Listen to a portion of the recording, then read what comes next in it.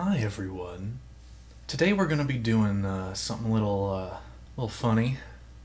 So I have here in front of me every video game controller that I own, and some handhelds that didn't fit on the desk.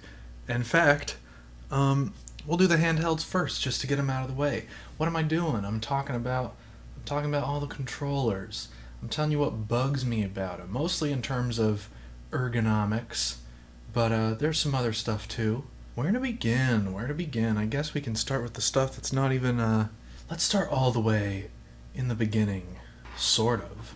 I think this is actually maybe the most recent device on the table. It's the Game & Watch. Of course, this is a new Game & Watch, but there you go. It's rather simple in terms of controls. You've got a D-Pad, 2 buttons. Of course, I believe originally, because this includes the first Game & Watch game on it, of course. Ball.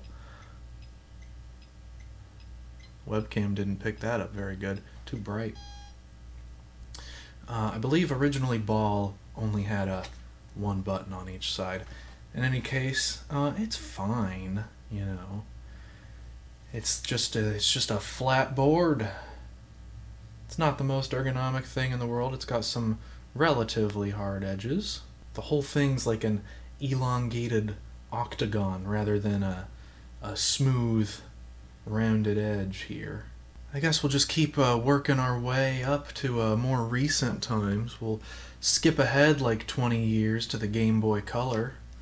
It's good. It's relatively thick is the major thing that keeps it pretty comfortable. Is you've got a lot here to grab onto, even if it is again still kind of a big brick.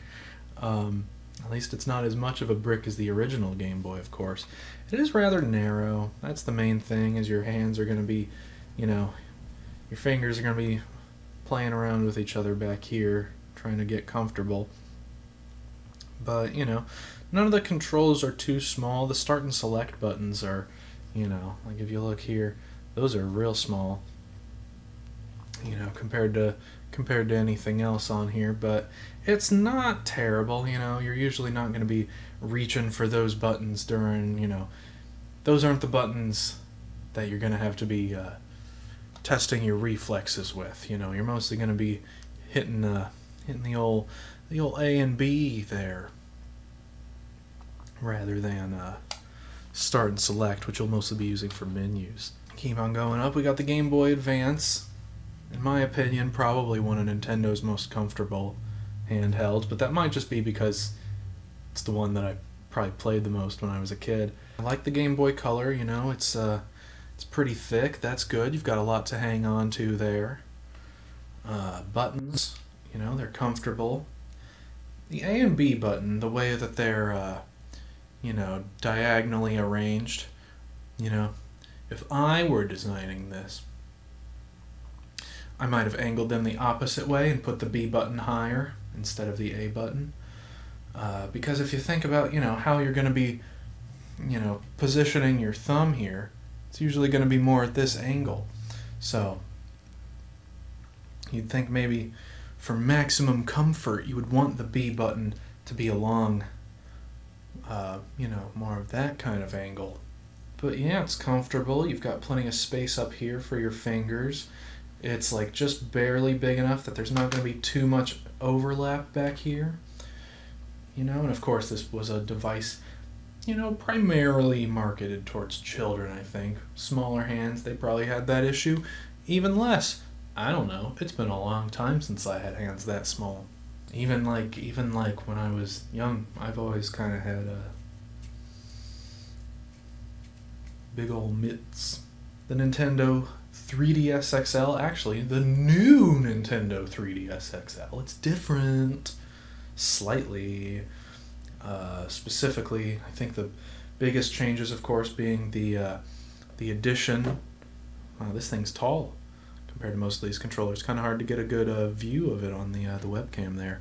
They added, of course, the little laptop nub, and they moved the start and select buttons from down here over to the side.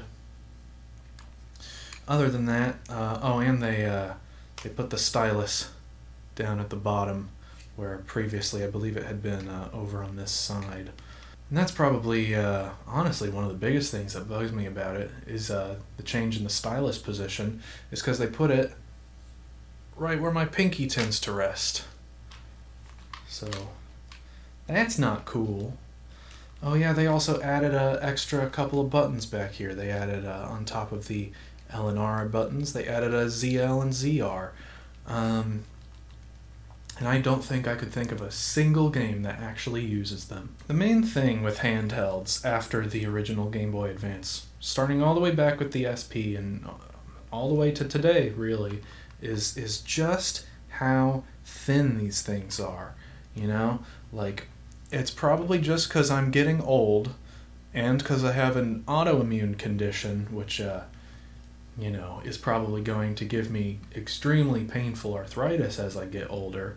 But I can't play on something this thin for more than like 20 minutes without like my pinky and ring finger like falling asleep. So it's not really ideal. I mean, I guess handheld games you're kind of supposed to play in short bursts anyway. But it's uncomfortable, I find. So, I've been trying to play all the way through Kirby Planet Robobot for like 2 years now. I think I'm on like level 5 or something. That's level 5 in Kirby terms, which would be more like World 5 in a Mario game, just so we're clear. I guess it's kind of a handheld. Not really. It's the Wii U gamepad. It's got a screen on it. You could play plenty of games just on this. I mean, you need to have the console itself like a few yards away. But yeah, this kind of counts as a handheld.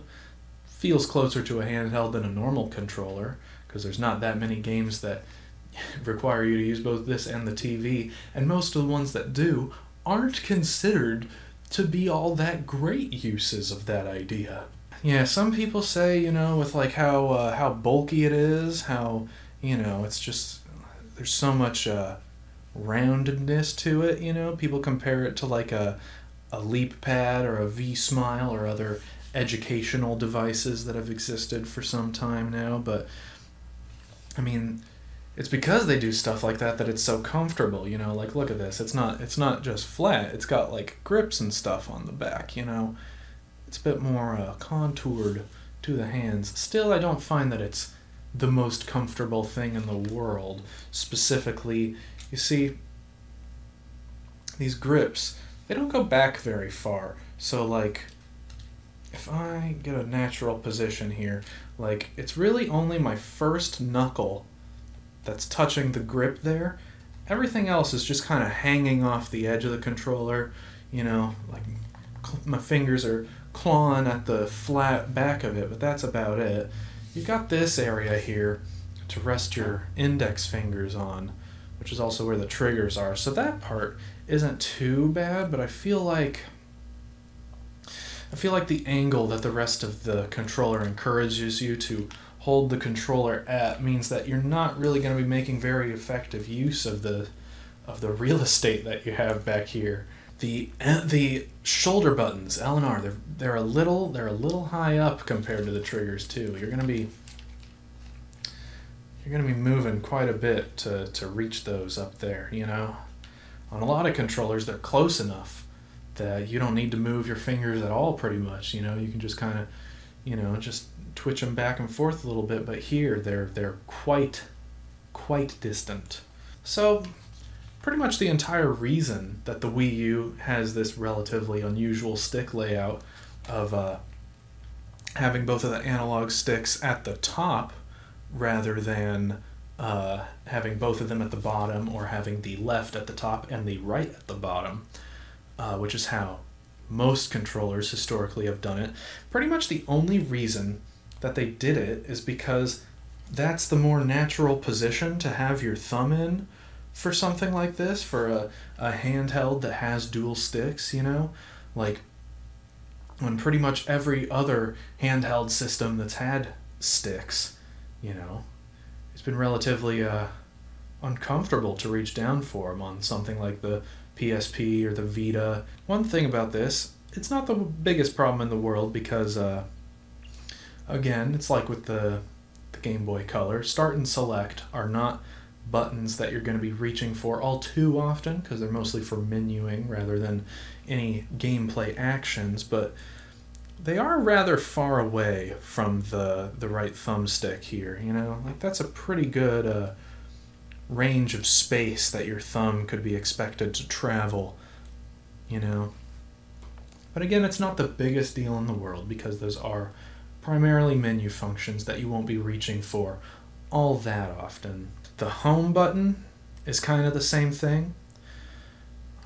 Even more extreme, of course, where it's something that you'll probably be pressing even less often, but it is extremely far away from all of the other controls on the device. And most recently, the Nintendo Switch, and this will make a nice transition point into talking about console controllers, because these things on the side here are console controllers. So yeah, so the first thing, like we were talking about a minute ago with the thumbsticks, is they made the decision to place this one lower. And the reason, of course, for that is because the idea is that you can use each of these as an individual controller, you know, for a short notice multiplayer session if it comes up in conversation.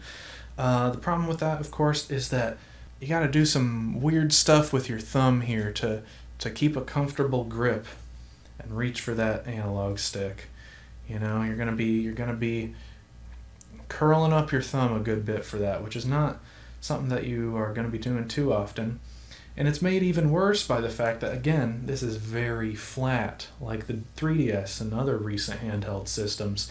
So the console's basically just going to be resting perhaps on your middle finger. If you're like me and you've got big old hands, you know, your pinky and ring finger, they're just going to be floating around. And if you're like me and you've got joint problems, they're going to fall asleep. Is this actually the only controller here where the D-pad is made out of individual buttons? I think it is literally the only one here. Because on the PlayStation controllers, they're separated, but they are ultimately functioning as a typical D-pad would, just with a bit of plastic separating them in the middle. But yeah, every button on the D-pad is, it's not a, you see, what a D-pad usually is, I might put a diagram up because I'm not going to take a controller apart to show you, but what a D-pad usually is it's a piece of plastic. It's cross-shaped, and around the edge of each point of the cross on the inside of the controller is an electrical contact, and there's basically a peg underneath the very center of the cross that basically keeps you from being able to press all of the buttons at the same time. So what that means is you can usually only press two directions at most, two adjacent directions, in order to press diagonally. But with something like this, you can press any old thing. You can just mash that whole thing if you want. There's not really a practical use for it. In fact, a lot of old games actually don't know how to handle inputs like that, and you could glitch them out by doing that. But yeah, obviously then the reason that they did that was, again, so that if you're using each end of this as a separate controller, that way these can act as your face buttons. Even though it's wide, even though they've made the shoulder and trigger much closer than on the Wii U gamepad, which I do appreciate, you've just, like, the amount of distance that your thumbs need to travel to hit everything, it's not too bad, like, on its own, but combined with the fact of how small this is and how you're kind of having to pinch it. It reminds me of carrying around a stack of papers without a clipboard, you know, having to just kind of hang on to it, you know, pinch it the whole time you're carrying it around. And that's the last thing I want to be thinking of when I'm trying to entertain myself in my free time. dinky little thumbsticks. It is not surprising in the slightest to me that these things drift. I haven't actually experienced it, but that's a problem a lot of people have. But yeah, these thumbsticks, at the time, they probably were the best thumbsticks that you could get on a totally portable system, you know, compared to the 3DS Circle Pad. Much better. Vita sticks, much better, but still, compared to a full analog stick that you'll get on a proper console controller, these feel real dinky. It feels, I actually don't know what the internals of these things are like, but it feels like there's maybe an octagon gate inside of it. Maybe there's not, and it's just that the range of motion is somewhat, cheap. We can talk about the various configurations of just using the Joy-Cons on their own. I think that the only game that I really played through like this with the, man, this is going to be real hard to show on the alternate view just because these things are so small compared to my hands, like any comfortable way to use these things, they're going to be like completely enveloped by my fingers. The only game I ever really played in this control configuration was Mario Odyssey when it first came out. And I've never played it like that since. But that's the way that they recommend you play it, when it shows you the little tutorial videos and things. This is the configuration that it's showing you how to do everything in. Here it's a bit better because you can you're not tethered to anything keeping these in one place relative to each other. So you can move it in your hand quite a bit, all kinds of ways. So reaching the thumbstick is a bit more comfortable, but something that I notice is, again, because of how free you can be with how you hold this, I find myself having a bit trouble with precision with this thumbstick because as I move it around all kinds of wacky ways, I start to forget which way is up. But yeah, it's not terrible. It's just that they are so small and dinky, and there's not any real reason to want to play a game like this. I've never found the gyroscope in this, because this isn't a pointer, like they might use it, to simulate pointer type controls sometimes, but this is ultimately a gyroscope. And I've never found this gyroscope to be any better than the one inside of the Pro Controller, for example. I've never found a good reason to want to play like this over any other style. And of course, each of these is also their own controller, to be held like this and played as if it were a Super Nintendo controller, which we'll of course be talking about in a bit. It's not great. Now obviously, you've got the little, I'm not going to bother. I'm already bothering taking these out of the system and I'm going to put them in the Joy-Con grip. I don't want to bother with the little tiny plastic bits that you put over this to cover your SL and SR buttons here, because it doesn't do much to improve the ergonomics of this. This is dinky, you've got a asymmetrical grip here, like you're not you're really this little lip here is going to be doing a lot of work for anchoring your hands on this thing, and like it's all so close together, your thumbs are really going to be fighting for space here, and the what's almost certainly going to be the Player 2 Joy-Con is probably even worse, because that thumbstick is just smack dab in the center of it, almost like an Atari controller from another dimension. Like, yeah, that is so funny. Like comparing the positions of the SL and SR buttons relative to the face controls. If you look at where the center of between the face buttons is and the center of the analog stick, both of those are to the right of their respective shoulder buttons. It's quite a solution. It's obvious, that this is that there are some design compromises here. It's just a bizarre thing. I honestly kind of forgot that it is actually supported to use these, in the double Joy-Con configuration, and to be able to use the SL and SR buttons like that. But I don't think that games really use that, which is a shame. Because I think that that's the most interesting about these. It's a shame they don't do it more, is that you have some extra buttons here. You know, you'd think that games could use these in the same way that some games use like the scuff paddles and things on some controllers, but I don't believe that that's something that's really been taken advantage of. Of course, we've got the Joy-Con grip.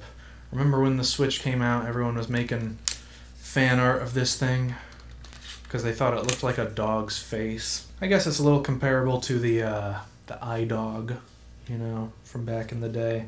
This isn't terrible, but it feels cheap. You know, like it's a little funny to think, right, that this is the controller that comes in the box of the best-selling Nintendo system in like over a decade.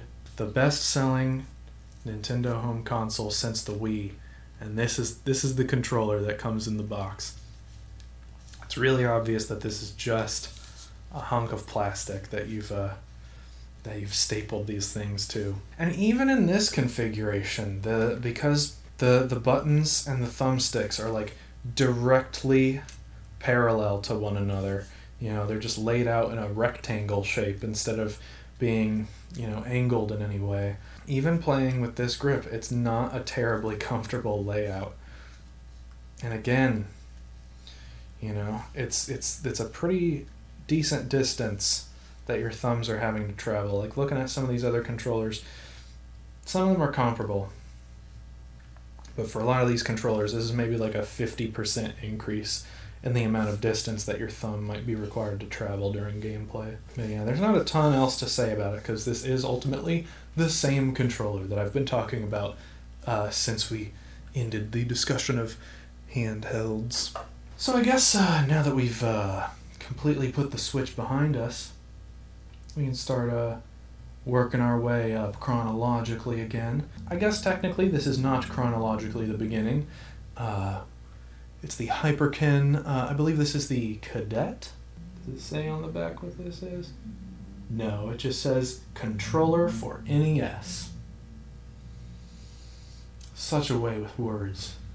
That is what it is, though. So this is basically a slight modernization of the original Nintendo Entertainment System controller. They've done a few things. For example, they've these corners here, see? They've shaved off a bit there. They've made the underside of it a bit more rounded than the original. It is a bit more comfortable than just using a standard NES controller, but it's not a huge difference.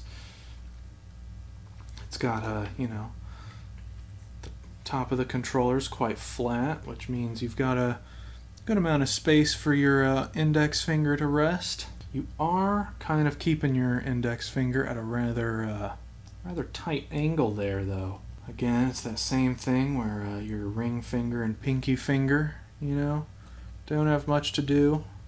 Nothing really to grab onto. Buttons on this feel pretty good. They feel about what I'd expect a button to feel like. D-pad's not too bad either. It's a perfectly passable NES controller. It feels a bit empty, you know. You can push on it, there's a little bit of flex. It's not the best plastic in the world, but you know, the area here around the handles feels like it has enough mass to it that it's not just gonna snap apart. It's fine. You want to play NES games? This does it. Let's talk about the Super Nintendo controller. I actually have here, I have three things that all more or less just look like normal Super Nintendo controllers. Which one of these actually is the original Super Nintendo controller? I'm honestly not sure. This one is obviously not. It's missing the logo. This is a third-party aftermarket one that I got for like $8. It is remarkably true to the feel of the original, though this was, believe it or not, even at $8, this was the more expensive one that was available on the website I purchased it from. D-pad feels great. Start and select are fine. Face buttons are a bit clickier than I might like, but it's brand new. It needs to be broken in a bit. The L and R are much clickier than I'd prefer. It's almost like a cheap computer mouse, but it's not awful, you know? It's not bad. I guess we'll talk about the ergonomics of the design of the controller. It's fine. Again, ring finger and pinky finger don't have much to do because this is, you know, still before they were putting grips on these things. But it's fine, you know. You've got plenty of space up top still for your index finger to rest on, but it's not nearly as sharp of an angle as it was on the NES controller, so it's quite comfortable in that regard. You know, I grew up with like the Game Boy and Game Boy Advance, but never the original Nintendo. So I was used to, you know, games having A and B. So I just thought it was interesting how they kind of grouped together A and B and X and Y with these light gray ovals. You know, it's kind of like highlighting these are the extra buttons. The Super Nintendo controllers were probably the most annoying controllers to set up for this video because not only is that what most of the cables are coming from, this one in particular, one of its selling points is that it has a particularly long cable, which I'm not a huge fan of. I'm fine with just a standard length. So I really don't know which one of these controllers is the actual Super Nintendo controller. This one looks darker, but it also looks slightly smaller, and if I remember correctly, the slightly larger one is the original. One of them, the L and R buttons, see, on one of them, the L and R buttons, the letters are printed on. On the other one, it's recessed and molded into the plastic.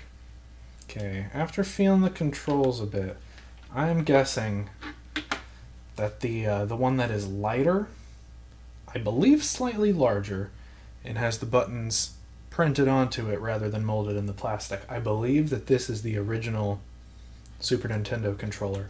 And the way that we can find out is if we go fishing here, go fishing for the, what? I was right.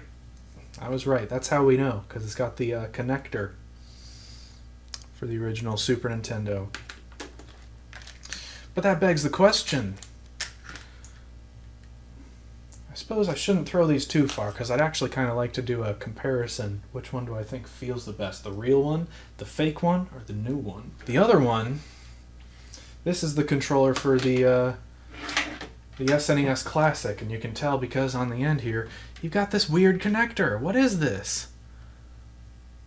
See that? What is that thing? That's a weird connector. You know, most of these classic consoles, they just use USB or something, or even just using the connector that the original consoles used. But no, this is actually the Wii accessory port. I honestly wonder if the reason that this thing uses the Wii Remote accessory connector is if after, you know, the Wii U still used Wii Remotes and stuff, but it was, you know, a bit of a flop. So I wonder if they had manufactured like way too many of these connectors and they didn't want to waste them. So they had the idea of using this for the NES and SNES Classic. The fact that it uses this connector actually means that this is compatible with the Wii and Wii U, but not the Switch. Because if you hook it up to a Wii Remote, it acts just like a Wii Classic controller, which unfortunately means that on the Wii U, because it is not being interpreted as a Wii U controller, but rather as a Wii Classic controller, that means that it is actually not compatible with a lot of games that it seems like it should be able to work with. I would really like to play, for example, Donkey Kong Country Tropical Freeze with this, but you can't. You can't. Because it says, hey, that's a Wii controller. You gotta use a Wii U controller for this, even though this has clearly got enough buttons. Can't do it. Let me get all three of these back up here. So that's the, this one's the SNES Classic. This one's the original Super Nintendo. And this is the aftermarket third party. D-pad's real mushy. That's the thing about this. The thing about this, honestly, is that compared to the third party controller, these L and R buttons don't actually feel that much better. They're still, even though this is an old controller that's been worn down a bit through use, they're still surprisingly clicky. Although, you know, who knows? What's the likelihood that this one could be fake too? Probably pretty low. It does look, I'm looking at the back of the controller now, it looks like it has been through a decent bit of use. Buttons, they're fine. The X and Y buttons definitely haven't been worn down as much as the A and B buttons. Wonder what the previous owner was playing with this. Because you'd think B and Y would be the ones that had been worn down, because that's what all the platformers use, you know? Maybe they were just playing a lot of JRPGs, mashing A and B, you know, to confirm and cancel in menus. SNES Classic controller, D-pad, a little mushy, but like, you know, it's a little mushy. Probably the clickiest L and R out of the bunch of them. Face buttons feel fine. I always did like the NES controller had these too, but because of the bright red color, the comparison is not quite as immediate. But like the concave buttons here, they're like Smarties. I want to eat it. Going back to the third-party aftermarket one, something about the D-pad feels a little messy. Let me feel this again now that I'm looking for it. Huh.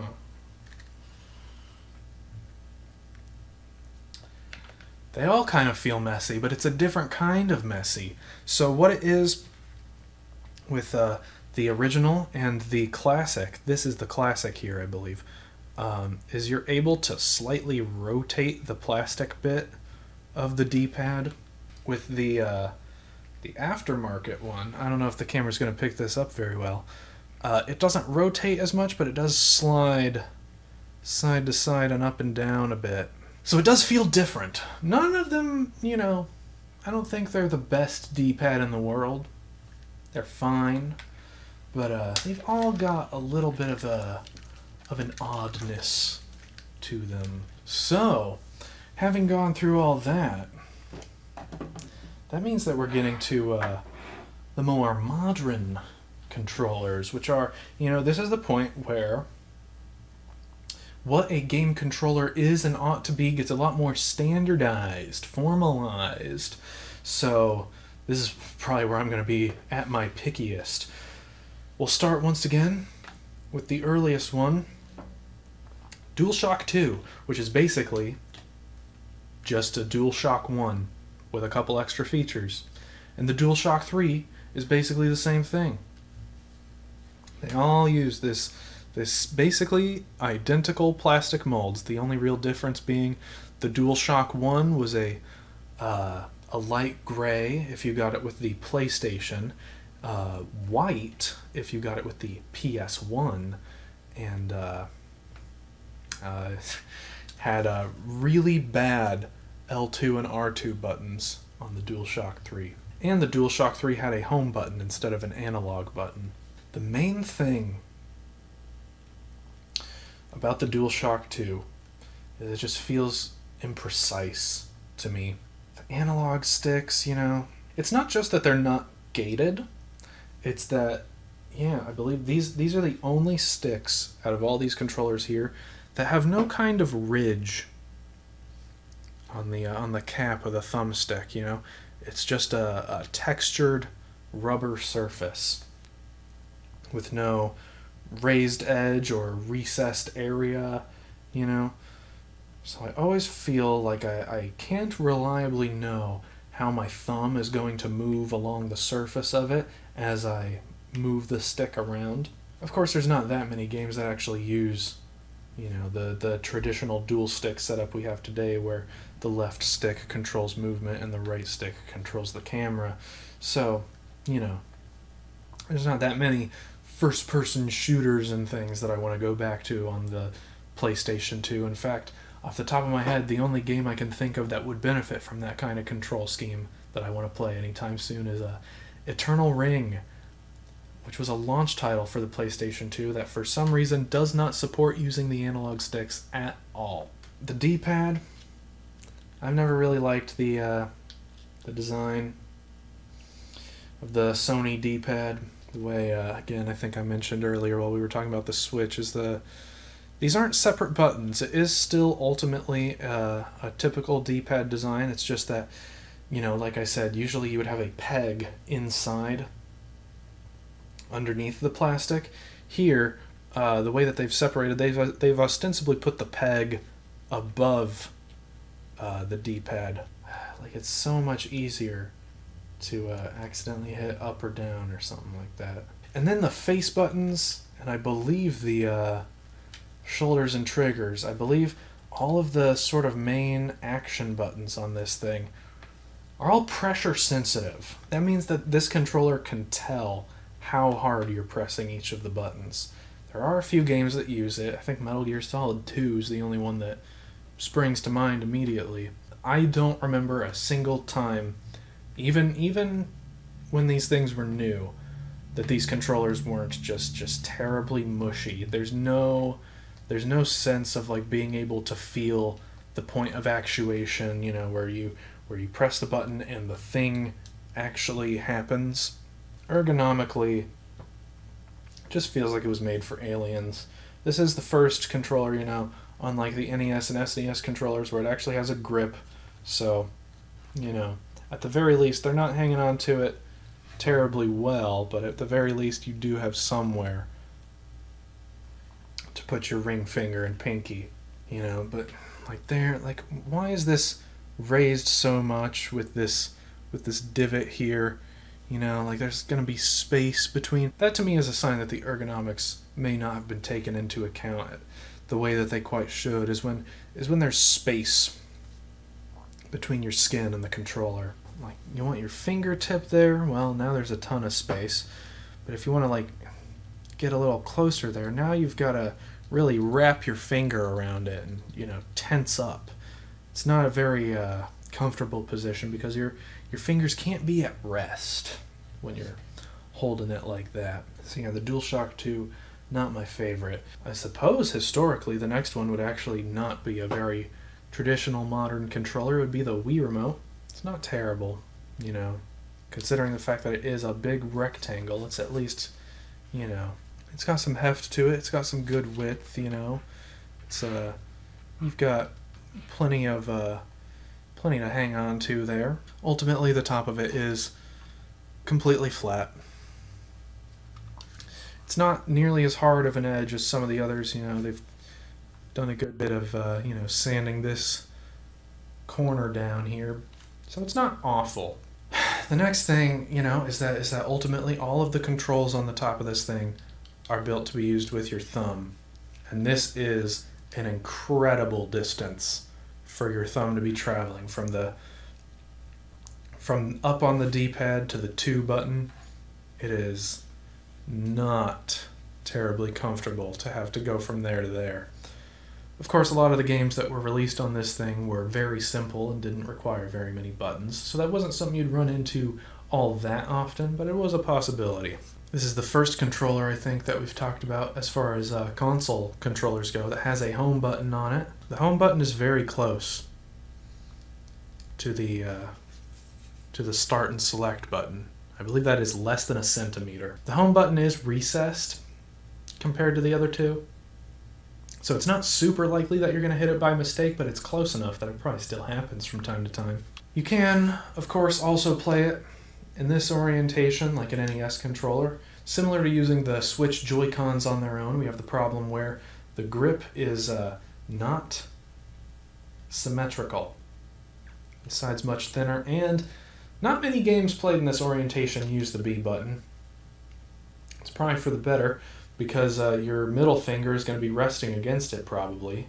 Don't want to accidentally press it and do whatever function the button happens to do in any particular game. You do have a lot of real estate on the top of the controller for your index fingers, but there are no inputs for them to do. I've seen things like a smart TV or maybe the Roku remote, things like that. They'll have usually like the volume and the mute on the side, but like if someone made a Wii style controller today, you might put buttons like that along here to be used as the shoulders, which I guess is kind of what the Switch is, but it's not going really for a remote style design now, is it? Of course here, you know, in the standard remote configuration, the D-pad usually doesn't get used like a D-pad. It usually gets used like a set of face buttons. You know, there's not very many games where you're going to be holding the remote like this and using this D-pad for movement. In the side configuration, however, that is almost certainly what you're going to be using it for. This has kind of the opposite problem that I have with the Dualshock 2, where on the Dualshock 2 the problem is that there's space between each part of the D-pad's cross.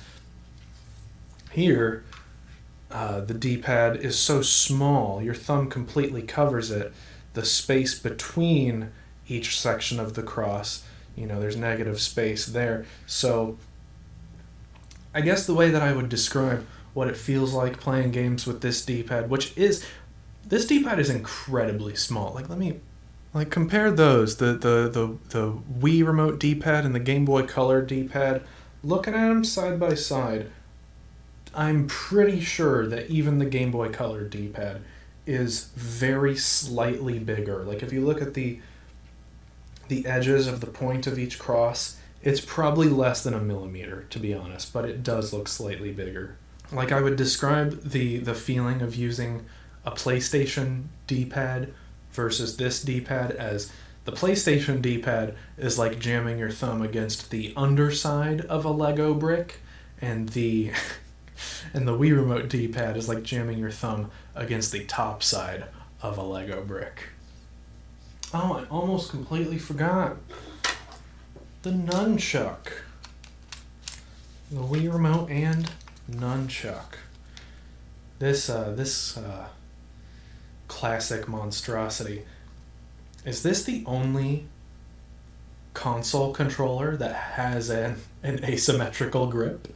Kind of has the PlayStation thing again, where, you know, it's just this, you know, there's no body to the controller, which means that you don't really have that real estate you usually would want for your index finger. You're just kind of going to be, you know, you're either going to be doing the PlayStation thing, where, you know, you're barely hanging on to it, just tapping with your fingertip, or you're gonna be clawing around the whole thing, vroom vroom, you know. And like, because of that, I feel like even though the C button and the Z button are pretty close, because the most comfortable way for me to hold this thing is to wrap my index finger around it, I find myself doing a lot of this, moving around with that knuckle a lot more than I'd like to. I like that the stick is gated. Is this actually the only controller where it's like that? Where you have an octagon gate on the stick? I like that. I like the tactile feeling of being able to do that. As much problems as like you know, I look at these, I feel these, and in my mind, like, I'm like, yeah, I don't really like the ergonomics of this. I still like this. I still like kind of having my hands free. Like, that's kind of the funny thing about this, right? Is that this controller, you know, was sort of marketed as like a way to get more active, you know, to play virtual sports and things like that. But really, the best thing for this control setup is to just completely relax your arms. Just be a fucking complete couch potato. That's what these controllers are for. That's what I remember about these things, playing games with these when I was like in, you know, sort of middle school, early high school age, was the few games that I did play on the Wii, just complete couch potato mode. The Wii U Pro Controller might very well be my favorite out of the whole bunch. For one thing, battery life lasts practically forever. For a lot of games, not all, I guess I would basically say any game that isn't intensive enough for me to want to play it with the claw grip, which is basically just Dark Souls, and Captain Toad, actually. I play Captain Toad with a claw grip. But any game that I don't find myself reaching for that style of play, I honestly do prefer having both of the sticks in the upward position. I like the digital triggers. Of course, every Nintendo controller post GameCube has had digital triggers, but generally speaking, I do prefer that to analog. Sticks feel great. Everything's close together. You're not reaching too far, Again, though, it's kind of home buttons a little close to the start and select, and they are all the same size. Once again, like the Wii Remote, same thing. It is also recessed, so you're not going to be pressing it by accident that much, but it's still, I think, a greater possibility than with some of these other controllers. I feel like in terms of where your fingers rest, I think in terms of that, I think this is pretty good. If anything, it maybe gets a bit too narrow down here, but it's not the worst thing in the world. I think the angle's really good. I think the thickness, there, it's all real solid.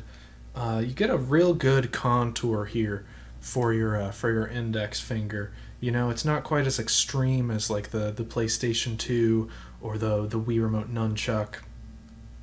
You've got a real good place for your finger to hang out there. D-pad's nice and big. It's not the best in the world. It's it's a bit I guess wiggly. I'd describe it as, It's relatively easy to accidentally press up or down, but it's far from the worst, I think. The face buttons, X and A in particular, are remarkably close to the right analog stick, and I love that. Because, like, for example, Wind Waker is a game where, like, I might want to control the camera and, like, mash A to roll around or something like that. And that, in other control configurations, that might tempt me to use the claw grip. But the A button is close enough to the right analog stick that I don't really need to. I can control the stick itself with the tip of my thumb and periodically hit the A button with the first knuckle there. I guess the only other thing about it that I could really complain about is this the first controller, I guess, other than the Wii Remote and nunchuck, but this is pretty much the first controller that we've talked about all day. The whole face of it's glossy. This picks up so much fingerprints and stuff like that. The Steam controller. Let me explain it to you this way. The Steam controller is the only one out of the bunch that I had to clean before I did this, because it's gone so long without use. I believe I picked this thing up for a whole $5 when Valve was liquidating them. It's a weird one, It's got one stick, 4 face buttons, start and select, and look how close that home button is. That home button is right next to the start and select. It's at the same elevation, same material, It's not like one is like the sort of soft rubber and the other's the hard plastic. No, it's just the same thing. You are 100% going to press the home button by mistake. The face buttons are a little small compared to literally every other controller here, and they're rather convex, like mini sweet tarts. If the SNES controller's buttons are like Smarties, these buttons are like mini sweet tarts. The stick feels fine. It's a little weird compared, the Wii U controller. It has just a little plastic ridge around the edge, but it sticks out far enough that it's, I think it works fine. This has something similar. It has a slight ridge around the side with a bit more of a ribbing around the edge, but I don't feel like it's quite enough for me to feel confident. It feels quite a bit like using a PlayStation 2 joystick. The middle of the controller is remarkably thin and light. All of the weight is in the sides, because that's where the batteries are, because this thing takes batteries. Not the last controller we're going to talk about today that has that issue. I guess the Wii Remote does also use batteries, but it's old enough that I don't feel too bad about it. But yeah, we pop off this thing here. And we've got a, is that a double A? Yeah, we've got a double A battery in each of the handles. Really strange. This is, I believe, the only controller out of the bunch here that has these scuff pads. The backboards. One of the big things about this controller, as far as, what was the big deal and sort of what was its legacy at this point, is it was extremely customizable in software. So, like, for example, you have analog triggers, but at the end of the trigger pole, there's a button. So it's both analog and digital. And there were games where they encouraged people to set the analog pole to one gameplay action and the digital button at the end to another. The L and R buttons on this thing, the shoulders, have almost no travel time at all. Like look at this. Look at this. Can you even tell that I'm pressing it? Like, even if I bring it right up to my face, I can barely see what little movement is happening. And they just feel, they feel like mice. They feel like mouse clicks in a way that I really don't like. The top of the controller is extremely flat, which isn't, doesn't really affect the ergonomics in any way because your fingers are pretty much never gonna reach that part of the controller because, compared to the top of the controller, those buttons are positioned quite low, so your finger's natural resting spot will be nowhere near the front edge of the controller, but it is a bit strange. Speaking of a bit strange, of course, there is only one analog stick and one set of face buttons. No D-pad. You instead get two, what are ostensibly laptop trackpads. I don't have it plugged in at the moment, but when you're actually using these, they have some really strange haptic feedback that causes the entire controller to make a buzzing sound. It is interesting if you think about it. You can see on the left touchpad there's a cross shape because that one is more or less supposed to act as your D-pad. So if you think about it, this is the only controller of the bunch, and maybe the only controller ever that actually has, like the PlayStation controllers have the analog sticks low, both of them. The Wii U controllers have the analog sticks both high. The Xbox controller layout has always been the left stick is high and the right stick is low. This might be the only controller where instead the left stick is low and the right stick, or at least the input that is standing in for the right stick, is high. Like, it's just all around a absolute monstrosity of a controller. I've only used it to play a few games. I used it to play a good bit of Black Mesa after Zen was officially released. And it's not bad. It isn't a bad controller. It is just really, really unusual. And it's a little inconvenient to get set up. Either it only does Bluetooth, or at the very least, if you can play with it wired. I don't believe it came with the cable to do so with. And it's powered by batteries. When did this thing come out? Like 2014, 15? It's powered by AA batteries? Get out of here. Now we're getting to the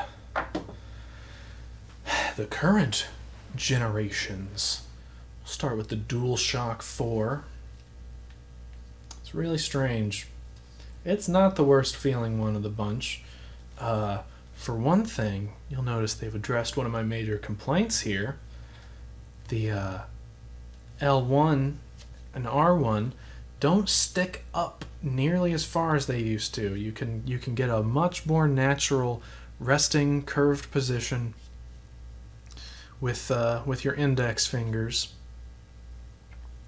The thumbsticks, of course, have a very recessed area in the center of them. It is much more clear to feel where your thumb is going to go. Feels much more precise than any of the older PlayStation controllers. The D-pad is a bit better, I think owing primarily to both the fact that I believe the buttons of the D-pad are raised a bit higher, and the center of the D-pad is not just a straight drop. Each part of the cross has a bit of a curve to it. You could just balance a little ball. You can just balance a little ball in the center there, and it wouldn't roll away anywhere.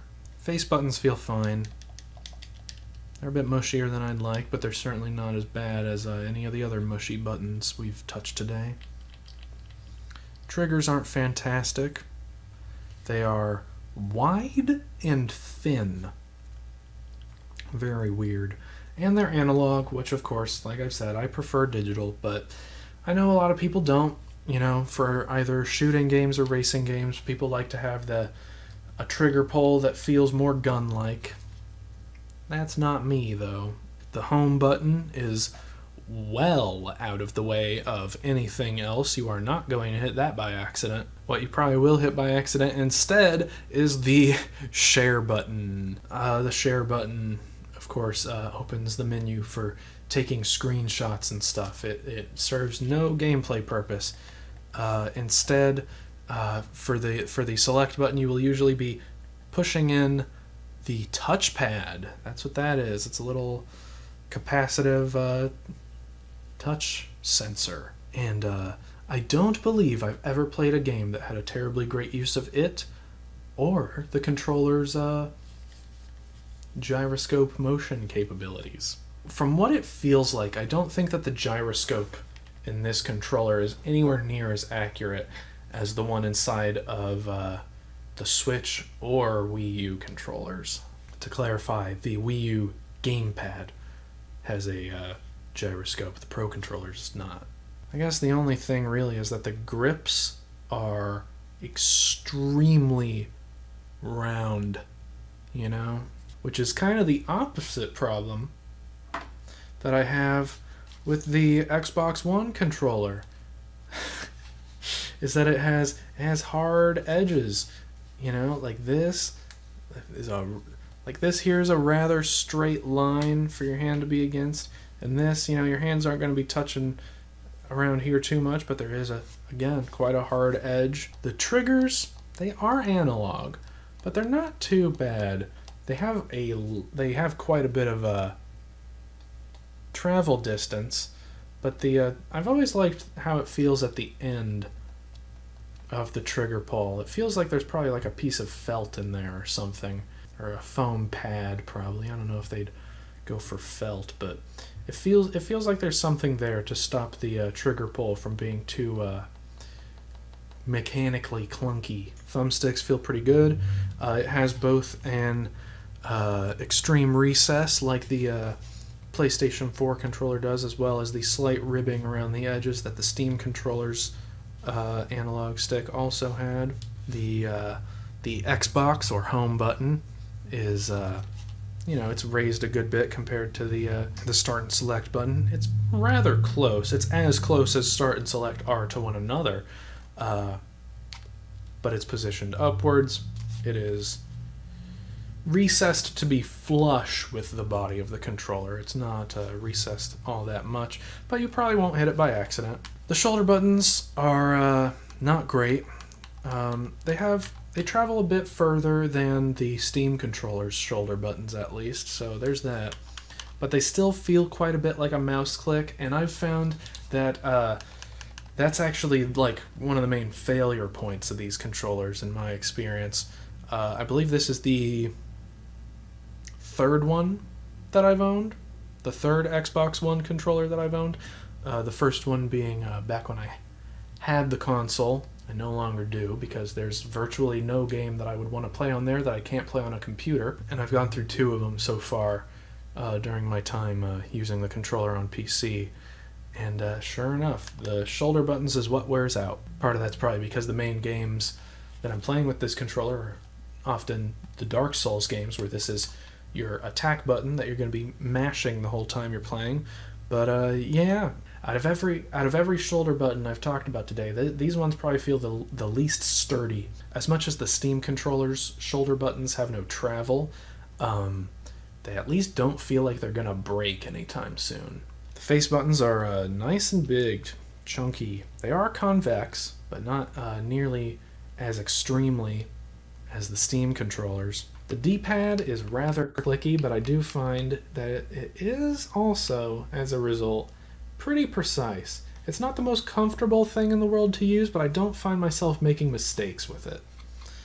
It is a shame, of course, that seemingly the only major change that they made with the Xbox Series controller is to get rid of that actually pretty good D-pad in favor of their bizarre satellite design. One thing that I do not mind about this controller compared to the previous versions of the Xbox One controller is that it has like a bumpy surface on the back of it. It's not like the whole controller's got a matte finish, but it's got a more textured grip. And I also prefer that it's not rubberized like the Elite controller and things, for instance, because I feel like that, I both think it doesn't feel great, and of course rubber and things like that disintegrate quite a bit quicker than plastic. I don't feel like this is gonna scrape off one day, and it still achieves a bit more of a nice grippy feel. Oh, one thing I almost forgot to mention about the Xbox One controller, though. AA batteries. AA batteries. They started manufacturing these things in 2013, didn't they? AA batteries. Of course, it's so they can sell you the rechargeable battery separately. Speaking of selling separately, it's not a problem with this one. I believe this one does support Bluetooth, but older iterations of this controller still used radio waves. So you had to buy separately a specific adapter to be able to use it on your computer. That's something that's honestly a little annoying about game controllers, is that the only reason that there are this many, the only reason that I have so many, is because for basically purely business, intellectual property reasons, most of these controllers, despite all having pretty much the same buttons and sticks on them, are not compatible with other systems. Perhaps in an ideal world where we weren't bound by these corporate restrictions, you could just play every game on one machine with one controller. And you know what? If you're willing to do things of questionable legality, you can. That's the thing. People joke around, these lazy communists don't want to work, they just want to play video games all day. They don't understand that degrowth is going to require no fun ever, But I think that this is a pretty good illustration of how, there's a lot of plastic toys that we are making and don't need to. There's a lot of redundant things being made. All these boxes, to play different games that could at this point all be played on a single machine. There's obviously a lot of stuff that we could stop making before it affects our ability to entertain ourselves too much. Anyway, I think we're at the last one. The Nintendo Switch Pro Controller. This is one that I do like quite a bit. It's a bit more square than the Wii U Pro Controller. The body of the controller is massive, and the grips are a little small. It's interesting. That's also an issue I kind of have with the Wii U Pro Controller, is that the grips are a bit small. towards the end at least. And with this controller, there pretty much is only grip towards the end anyway, because the body of it is so huge. Top's a little flat, but not too much so. You get a pretty natural curve with, the way that you hold it with your thumb and index finger. Face buttons are probably the biggest out of any controller here, and I like that. They managed to do it without requiring too much distance from your thumb as well. Thumbsticks feel fine. It has that same recessed section in the middle of it, although it stretches, I think, a bit further out to the edge of the stick than some of these other ones. The D-pad, it's not great. It's not the worst, but it's really more in actual practice than simply, tactile feel that the inputs tend to get a bit lost in translation by the electrical signals inside. I think it's pretty popular to do a small modification to the controller, opening it up, putting some pads on the inside of it to try and mitigate that error. It has start, select, screenshot, and home. They're all pretty similarly sized. Screenshot and home are slightly more recessed, but it's not enough for it to immediately feel different to your fingers. It is quite common for me and many others to accidentally hit the home button instead of the plus button, or the screenshot button instead of the select button, or even the screenshot button instead of the home button, because on most of these controllers the home button is just smack dab in the middle, but now you got it staggered to make room for that screenshot button. You're going to be doing all kinds of things by mistake with this. At least that's only with the menu buttons. In the actual gameplay, it's not terribly common to make mistakes in actual gameplay. All those, buttons, plus, minus, screenshot, home, they're all very menu related, things outside of immediate gameplay actions, but it still happens. I do like how wide that's the thing, right, is how wide the PlayStation 4 controller's triggers, I think, does it a disservice because of how much travel it is due to the analog movement. But when it's just a digital button, I think that having these wide triggers and shoulders does a pretty good deal of benefit. Of course, they're very close, don't need to move your index fingers too much. It has like a visual pattern, which would suggest a more textured feel than the rest of the controller, but it doesn't really. It's just a pretty standard matte finish. I wonder if I've been wanting to get a second one of these, mostly, so friends come over. I don't need to give them the Joy-Con grip, but I wonder if newer versions of the controller did do a more grippy texture.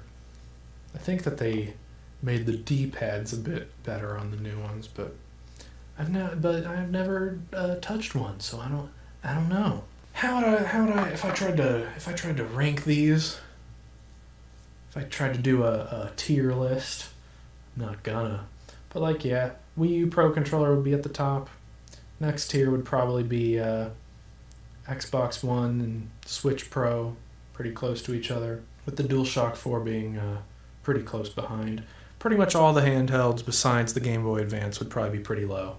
And the Wii U gamepad would be pretty high, but it's in a bit of a league of its own. It's a bit strange. And then pretty much every other controller is sort of in, C tier, more or less. Where they work, they're fine for what they are. But if I had the choice to play every game with a particular controller, they would be far from my immediate consideration, even.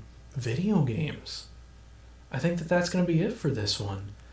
Comment, favorite, subscribe, like, or even dislike. Just show that you care, and the box is down there. But seriously, I'll see you whenever. Wow, that's a long-ass video.